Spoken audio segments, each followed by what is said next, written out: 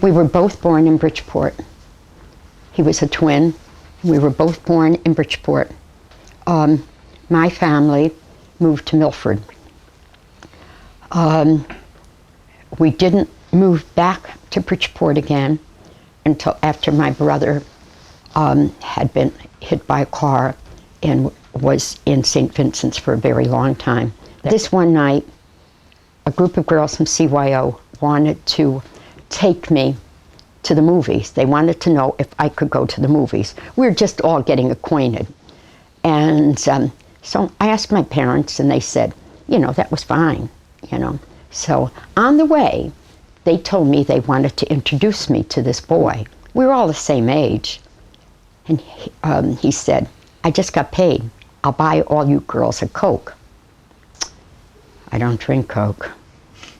I ordered an ice cream soda, and my husband told me all my life, he knew I was a gold digger from the first day when I ordered an ice cream soda, and all the other girls ordered a nickel Coke. I began seeing auras in Lawton Hall in grade school. I suppressed these things. I didn't know what they meant. I could see it upset my family. It definitely upset the nuns.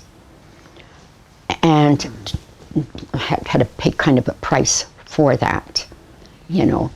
I didn't know what that meant. I thought everybody could see these lights, but nothing like what happened when I met him. He never told me he grew up in a haunted house. He never told me he was enlisting in the military. Then we were married on survivor's leave at St. Charles. We had special permission. Actually was discharged and came home after Judy was born. He never seen me pregnant. And when Ed came home, he went to Peer Art School in New Haven, which at that time was kind of like a subsidiary of Yale. I don't know if it's still affiliated with Yale, but I know it's still there. And he went there, and he used to say to me, this is a waste of time. I think I can make money on my paintings. How did people find out that you all were investigators? You had been clairvoyant. You had been seeing auras since you were 9 years old. No. I didn't tell people that time. No, I was the artist on the hill along with Ed. So how did they know that you were interested in doing this and that you... The paintings of Ed's. That told the story to them? That's when they wanted the story. That is when they want. Ed grew up in a haunted house. It wasn't like today with 10 million ghost hunters out there that don't know what they're doing. And so it started like that. As we talked the other night at the Eastern Community Center, you'd said that Ed visits with you. Has done so. He's visited me twice.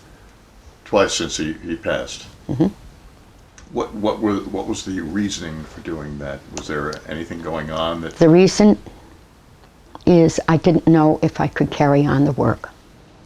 It seemed like, it's beautiful, it seemed like an awesome burden to think I could carry on the work, even though I had my son-in-law's support and son-in-law's help, and he's a great guy. Who was I to think that I could be Ed and Lorraine Warren? Who was I to think that? I mean, no, I couldn't even imagine that. And then he made these 2 visits. First he made the one visit that kind of clarified I could do the research going into haunted houses and things like that. Did he speak with you? No. He didn't speak with me. I've never been this public though with this. I don't know whether I want to be this public yet. I can tell you, but he definitely made himself known to me. It was no doubts about it whatsoever. None.